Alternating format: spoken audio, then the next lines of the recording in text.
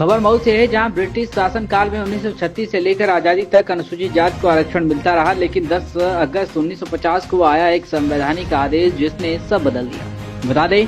कि इस आदेश से हिंदू शब्द जोड़ दिया गया, यानी कि मुस्लिम अनुसूचित जातियों को एससी आरक्षण से बाहर कर दिया गया, जबकि ब्रिटिश राज में ऐसा भेदभाव नहीं था। बाद में 1958 में सिख धर्म और 1990 में बौद्ध धर्म को शामिल कर लिया गया, लेकिन मुस्लिम समुदाय अब भी बाहर रहा। बता दें तो जस्टिस सांभर समिति 2006 और जस्टिस रघुनाथ मिश्रा समिति 2007 की रिपोर्ट में साफ कहा गया है कि मुस्लिम अनुसूचित जातियों की सामाजिक और आर्थिक हालत एससी से भी ज्यादा बदतर है। दोनों ने सिफारिश की कि इन्हें एससी श्रेणी में शामिल किया जाए और तत्काल सरकारी सहायता जाए।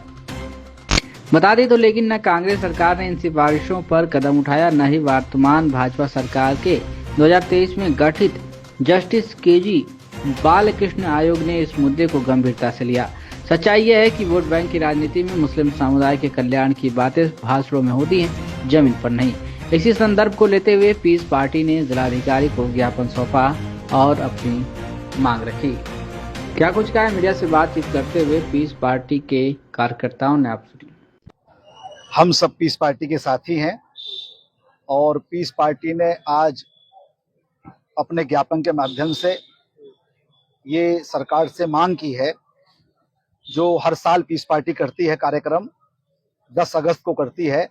क्योंकि 10 अगस्त 1950 को ही काला कानून लाया गया था। धारा 341 में बदलाव करके कांग्रेस की सरकार ने जो किया था कि दलित रहेंगे, हिंदू होंगे तो आरक्षण मिलेगा और हिंदू नहीं रहेंगे तो आरक्षण नहीं मिलेगा।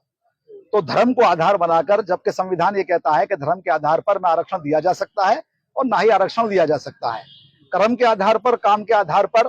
जिसकी जैसी पोजीशन है उसको उठाने के लिए भारतीय संविधान ने ये व्यवस्था दी है कि सबको बराबर लाने के लिए, नीचे गिरे हुए लोगों को उठाने के लिए बाबा साहब डॉक्टर भीमराव अम्बेडकर जी ने ये व्यवस्था की थी कि जो कमजोर वर्ग के लोग हों उनको आरक्षण दिया जाए, ताकि आरक्षण पाकर वो लोग भी बराबर के हिस्सेदार बन सकें और देश की सभी व्यवस्थाओं में, सभी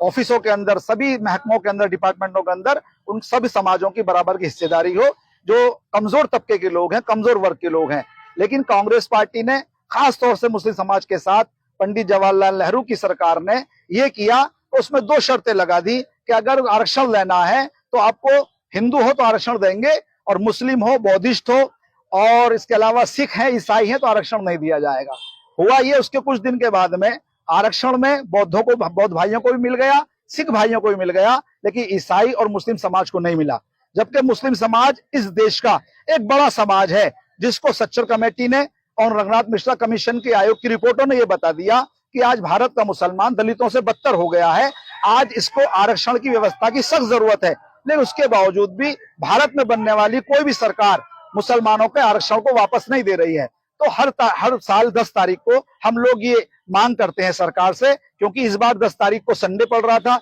इसलिए आज 11 अगस्त को हमने अपने माध्यम से, ज्ञापन के माध्यम से अपनी बात सरकार को पहुंचाई है। क्योंकि आज भाजपा की सरकार भी कहती है कि हम सबका साथ, सबका विकास कर रहे हैं। अगर वाकई में उस दावे पे सच्ची है भाजपा की सरकार, तो मुसलमानों को जो आरक्षण से वंचित किया था कांग्रेस की सरकार ने, अगर भाजपा वाकई में मुसलमानों की हितैषी है और ये दिखाती है, साबित करती है कि मुसलमान हो या कोई भी हो, सबका साथ, सबके विकास की बात करती है, तो हम भाजपा की सरकार से मांग करते हैं कि जो आरक्षण हमारे साथ धोखा करके, गुमराह करके छीना गया था कांग्रेस की सरकार में, हम ये मांग करते हैं कि वो आरक्षण हमारा वापस दिया जाए, ताकि दलितों से जो बदतर मुसलमान हो गया है वो भी हर महकमे के अंदर, शिक्षा के अंदर, एजुकेशन में, हर डिपार्टमेंट के अंदर मुसलमान भागीदारी करे और जमीन में इस देश की तमाम व्यवस्थाओं के अंदर बराबर का भागीदार बन सके।